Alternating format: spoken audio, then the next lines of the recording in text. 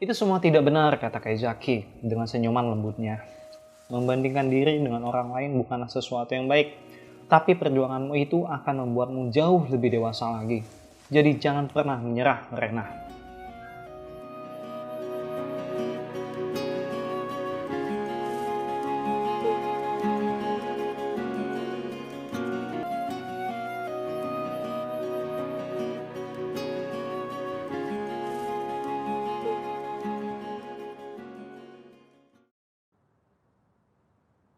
Di halaman sekolah di mana Hishiro terlihat sedang menunggu Rena keluar dari UKS.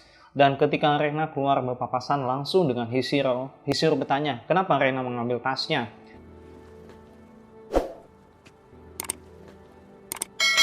Semua itu karena aku membencimu, kata Rena. Karena semua hasil perjuangannya tidak ada artinya, bahkan balasan dari senyuman dan ekspresimu yang mengerikan itu terlihat sangat mengejekku, ketus Rena. バカにしたことなんてないです。 Kemudian dijawab Hishiro, sebenarnya aku tidak pernah mengejekmu. Tapi kenyataannya senyuman sinismu itu sangat jelas mengejekku, tutur Rena. Itu karena aku disuruh untuk lebih sering tersenyum oleh Kaizaki, jawabnya. Rena sedikit kebingungan dan meminta Hishiro untuk mencoba tersenyum. Sontak Rena kaget, jelas sekali ekspresi itu adalah untuk mengejek seseorang. Bukan begitu, aku berusaha tersenyum sekuat tenaga agar bisa berteman denganmu, kata Hishiro. Kelebihanku hanya kepintaranku saja, tapi aku punya banyak kekurangan. Salah satunya aku sangat sulit bergaul dan aku sedang berusaha untuk berubah. Selain dari kejauhan di balik pohon, Kaizaki dan Yoake sedang mengamati pembicaraan mereka. Di sini akhirnya Rena menyadari kalau Hishiro adalah wanita yang kaku. Rena menjawab, untuk semua kesalahannya, mohon maafkan aku, kata Rena. Akhirnya pertemanan pun dimulai dari kesalahpahaman sebelumnya.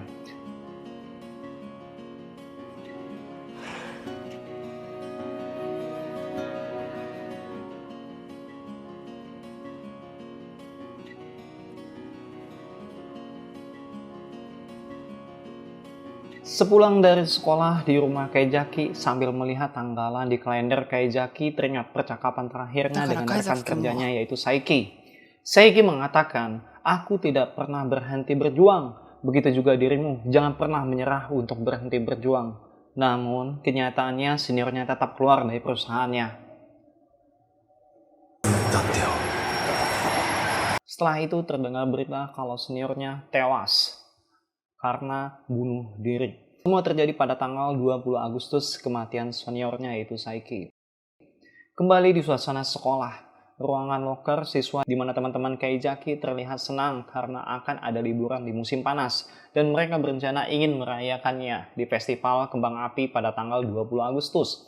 Tapi Kaizaki menolak karena sedang ada urusan, jawabnya. Di sisi lain, terlihat Hishiro sedang mengambil buku di lokernya. Kemudian, Rena mengajak Hishiro untuk ikut bersama mereka di acara festival kembang api. Dan Hishiro mengiyakan. Lanjut di ruangan perpustakaan, Kaizaki sedang diberi tugas tambahan oleh Okya. Di satu sisi, di balik lemari buku, sedang ada Hishiro yang menyadari keberadaan mereka. Tiba-tiba Kaizaki bertanya pada Okya, apakah Okya sudah memiliki pacar? Okya menjawab, tidak. Sayang sekali. Kau memiliki wajah yang tampan tapi tidak memiliki kenangan indah di sekolah, kata Kaizaki. Apa ada wanita yang membuatmu nyaman? Kaizaki bertanya kembali.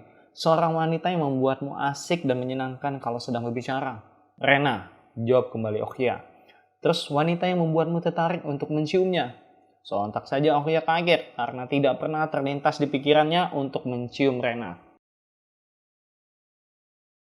Kaizaki mengatakan, Okya, memang kepintaran di akademik sangatlah penting, tapi percintaan juga sama pentingnya. Kadang ada saatnya orang yang kita sukai akan pergi. Jadi jagalah momen itu sebelum menyesalinya. Jadi Okya, kenapa tidak kau tembak saja Rena? Lanjut pada tanggal 20 Agustus di acara festival kembang api, di mana Kaizaki di sini terlihat meratapi jendela di kamarnya. Sedangkan di sisi lain, Hishiro sedang serius berdandan tampil maksimal dengan kimononya. Sementara teman-temannya sudah menunggu di festival kembang api. Sesaat setelah Hishiro datang, Onoya kagum dengan kecantikan Hishiro. Di sini mereka masih bingung kenapa Kaizaki masih belum datang. Dan terlihat kesedihan di raut wajah Hishiro. Kemudian Hishiro mengirimkan pesan pada Keijaki. 一緒に見たいですヒシロ Kenapa kamu tidak datang? Karena dirimu, aku sudah bisa berubah. Aku ingin melihat festival kembang api bersamamu. Di saat mereka berjalan karena berpikir Keijaki tidak datang, tiba-tiba dari belakang terdengar teriakan Keijaki. Kemudian mereka menggelar tikar untuk menikmati festivalnya. Setelah itu mereka memutuskan untuk mencari makanan takoyaki dan yasoba bersama. Sedang asik-asiknya mencari makanan, tiba-tiba festival kembang api menjadi hujan. Di bawah atap di tempat mereka berteduh, terlihat kesedihan di wajah mereka karena festival kembang apinya gagal total. Tapi Okya sedang menyemangati sambil mengatakan, tenang saja, tahun depan di saat kuliah kita masih bisa pergi bersama di sini lagi. Rena menjawab, iya, karena acara ini diadakan setahun sekali. Tidak bisa, kata Keijaki. Karena momen di masa SMA, karena itu tidak akan terulang lagi. Semuanya mendadak terdiam. Dan tak lama kemudian Okya berlari di tengah hujan. Okya, mau kemana? Teriak Rena. Kemudian Okya menjawab. Rena kaget. Dan Okya bertanya kembali, maukah kau menjadi pacarku? Raut wajah malu terlihat dari Rena. Sambil mengatakan, kenapa menjadi mendadak dan di suasana seperti ini? Lantas, kapan lagi balas Okya? Kapanpun bisa, karena aku sudah menunggu lama. Rena berlari ke arah hujan penuh rasa senang dan malu.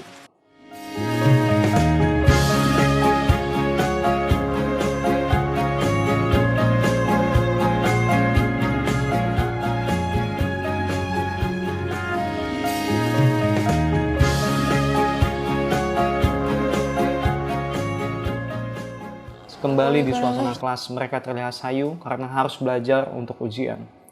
Di saat ini mereka tinggal bisa menikmati acara festival di sekolah untuk kedepannya. Tapi di sisi lain, Keijaki tidak ada di kelas bersama mereka. Di kediaman Keijaki, Hishiro datang dengan maksud memberikan kertas promo untuk kuliah kedepannya. Tapi yang dilihat, Keijaki terlihat lemah karena sakit. Dan akhirnya Hishiro memutuskan untuk merawatnya sebelum ia pergi. Ketika Hishiro menempelkan tangan di keningnya, membuka maskernya, dan hendak menyuapkannya, Keijaki tertegun sesaat melihat perlakuan Hishiro karena dia tahu selama ini Hishiro tidak bisa bersosial. Hishiro pun tersadar, dia mengatakan kalau semua ini ia pelajari dari internet. Sambil tertawa pelan, Keijaki mengatakan, maaf, terima kasih. Di suasana sekolah, para siswa sedang sibuk menyiapkan partisipasi untuk acara festival di sekolah. Di sini rencananya Keijaki dan teman-temannya akan membantu Onoya yang akan berpartisipasi dalam memainkan band, di mana Onoya dan bandnya akan membawakan musik dari kaset yang pernah ia pinjami dari Keijaki sewaktu di rumahnya. Sementara Keijaki dan teman-temannya jadi penarinya. Kini di rumah Keijaki terlihat Keijaki sedang berlatih menari. Dan tak lama itu Hishiro menghubunginya dan meminta untuk melihat video rekaman saat latihan. Sampai di suasana kafe, Keijaki masih terpesona dan mengulang-ulang video tersebut hingga Okya memergokinya. Okya mengatakan kenapa Keijaki tidak jadian saja dengan Hishiro. Keijaki mengelak karena masih tidak mengakui perasaannya. Bahkan Onoya dan Rena sangat mengetahui perasaan kalian berdua, kata Okya. Musim panas pun sudah berakhir, kini tinggal musim gugur. So, jagalah momen itu dengan baik, kata Okya. Keijaki masih teringat setelah obat awet mudanya berakhir, maka mereka yang terlibat dengan Keijaki ingatannya akan menghilang. Kembali di acara festival sudah dimulai. Onoya sudah mulai memainkan musiknya. Keijaki, Hishiro, dan lainnya sedang asik menari mengikuti irama musiknya. Tiba-tiba secunguk siswa dengan penampilan ala-ala Cross Zero datang menyampiri sembari membawa HP dengan merekam dan meminta Hishiro membuka roknya lebih tinggi. Dan perkelahian dengan Keijaki pun tak terhindarkan. Di dalam ruang sekolah setelah acara festival berakhir, Keijaki terlihat menyesal dengan perbuatan seperti kekanak-kanakannya. Di sisi lain Hishiro sambil mengatakan, kekerasan itu tidak dibenarkan. Maaf, kata Keijaki. Lantas, kenapa kamu melakukannya? Sambil bingung Keijaki keceplosan dan mengatakan, Keijaki keceplosan dan mengatakan kalau itu karena ia menyukai Hishiro. Tapi sayangnya tembakan Keijaki ditolak mentah-mentah oleh Hishiro. Kemudian ia bergegas, berlari, dan meninggalkannya. Dunia mulai terasa berat. Budak-budak cinta yang bertapuk sebelah tangan mulai menjalar ke seluruh saraf. Otak dan hati menjadi tidak sejalan. Membuka pesan-pesan lama, dibaca berulang-ulang, atau bahkan berharap ada keajaiban dan jawaban melalui pesan yang akan datang. Sampai kemudian Keijaki menemui Yoake dan bertanya, apakah eksperimen ini bisa dihentikan di pertengah jalan? Bisa saja, jawab Yoake. Apa itu karena Hishiro? Salah satunya mungkin dia, kata Keijaki. Namun, dia juga sudah melakukan perbuatan yang memalukan di waktu festival sekolah karena telanjur ikut campur dalam masalah orang lain. Menurut Yoake, mungkin sebenarnya dari festival kembang api, Keijaki ingin menyendiri. Karena di tanggal itu adalah kematian seniornya Saiki. Jadi apa kamu mau berkunjung ke makam Saiki? Tanya Yoake, agar bisa sedikit membantu melegakan perasaan Keijaki. Sampai di permakaman dan setelah berdoa untuk almarhumah Saiki, Keijaki bertemu dengan adiknya Saiki. Di sini Keijaki mengaku kalau dirinya adalah adik dari abangnya yang berteman satu kantor di perusahaan kakaknya. Adik Saiki mengatakan, dulu kakaknya pernah bercerita, di tengah-tengah sesaknya ia bekerja, di saat itu ada juniornya yang sangat peduli, suka ikut campur dan belak-belakan terhadapnya. Kakaknya sangat berterima kasih dan berhutang budi padanya. Flashback sesaat, Saiki mengatakan, 頑張ること諦めないで jangan pernah berhenti untuk berjuang. Sepulang dari makam, Keijaki mengatakan pada Yoake kalau dia akan terus melakukan eksperimennya hingga selesai dan dia berniat akan berjuang untuk membuat teman-temannya memiliki kenangan yang baik di masa akhir sekolah. Di suasana sekolah, setelah lulus ujian, Keijaki mengajak teman-temannya untuk liburan bersama agar mereka bisa membuat kenangan terakhir di masa sekolah. Tidak terlepas juga Hishiro. Keijaki mengajaknya agar bisa ikut bersama mereka. Dan Hishiro pun tidak bisa menolaknya.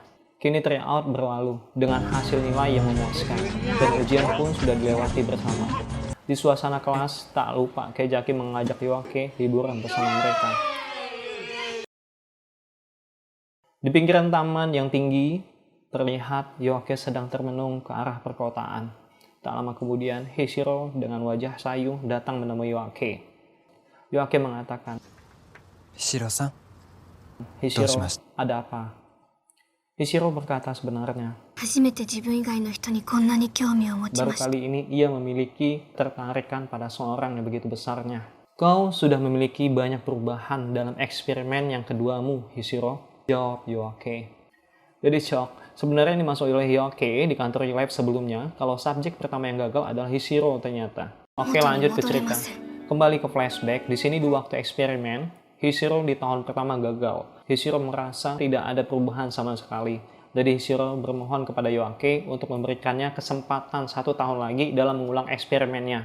Dia berjanji akan berjuang dengan keras. Hishiro teringat waktu awal mulai eksperimen keduanya, di saat ia pertama kali bertemu Keijaki di dalam kelas. Ketika itu ia merasa di saat belajar, di saat makan, bahkan setiap beraktivitas, bayangan Keijaki selalu menghantuinya. Terkadang semua itu menjadi tidak terbendung, dan setiap kali ia ingin melupakan dan meninggalkannya, malah keingintahuan terhadap Keijaki semakin membesar. でも彼のことをもっと知りたくて Hingga terasa sesak di dalam jantung. Jadi apa ini namanya cinta? Tanya Hishiro. Yoake bertanya, apa perasaan itu sangat mengganggumu, Hishiro? Tidak, bukan itu jawabnya. Malah ia merasa bersyukur. Namun sebentar lagi musim semi, berarti perpisahan akan terjadi. Dan tentangnya akan hilang dari ingatan Keijaki. すみません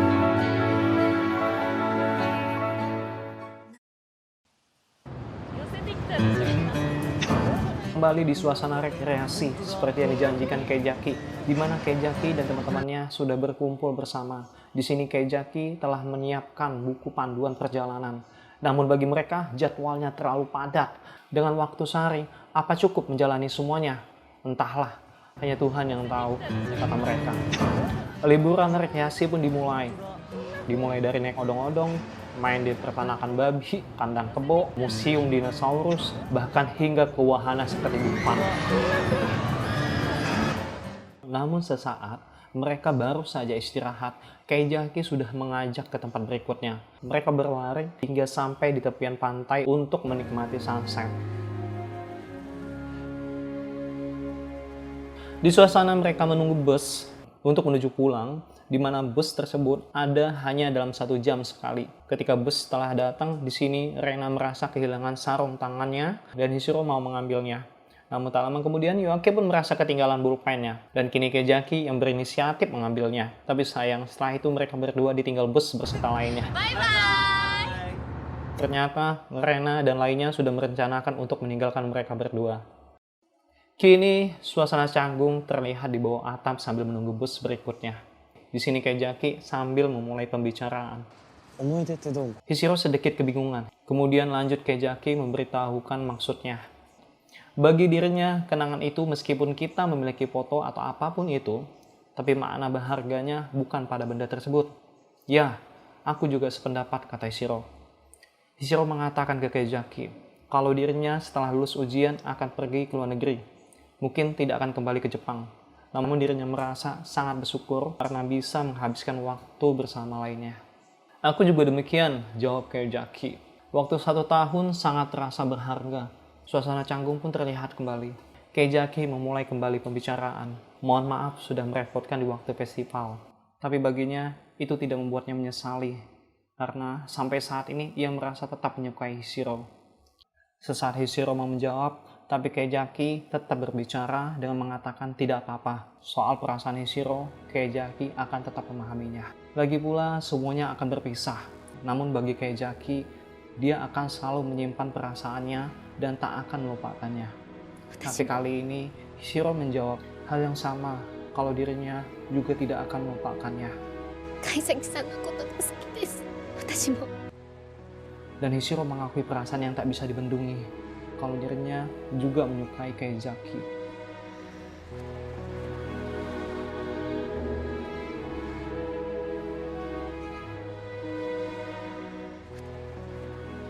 Di suasana sekolah, di mana saat ini adalah akhir dari perpisahan semuanya. Karena hasil ujian telah keluar dengan hasil yang baik untuk semuanya. Bagi Kejaki, 1 tahun ini sangat berarti.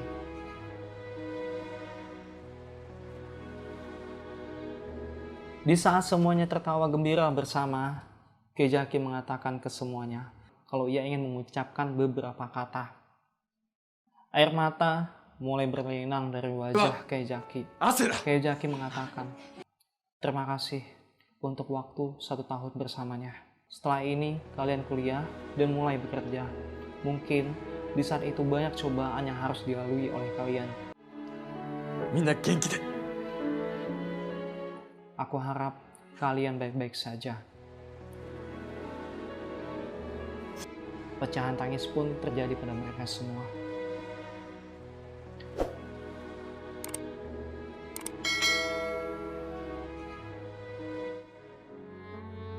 Waktu perpisahan telah usai, dan masa eksperimen pun ikut telah berakhir, seperti yang dijanjikan oleh Yoake. Tapi kali ini, Kejaki menolak dari bantuan perusahaan Real Life, di mana setelah eksperimen berhasil, ia akan dijanjikan pekerjaan yang baik untuknya. Kali ini Kejaki tidak akan melupakannya waktu yang sangat berharga dalam 1 tahun. Kembali sekarang di usia Kejaki di 28 tahun. Kejaki bekerja sementara menjadi kuli panggul, tapi di saat itu juga ia berusaha keras belajar dan melamar di pekerjaan sesuai yang ia inginkan. Di lain tempat, di dalam kampus terlihat Rena, Onoya, dan Okya sedang menjalani mata kuliahnya. Di rumah Kejaki terlihat sedang membuka surat balasan dari lamaran di sekolah, di mana tempat ia belajar selama 1 tahun kemarin. Dan hasilnya Kejaki lulus menjadi guru tetap.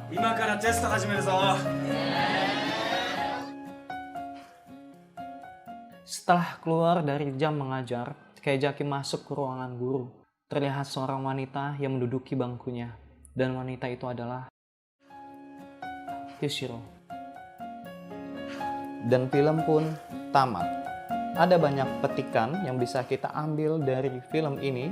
Salah satunya, hargailah waktu sebaik mungkin, karena kegagalan bukan terletak pada siapapun, melainkan pada diri kita sendiri.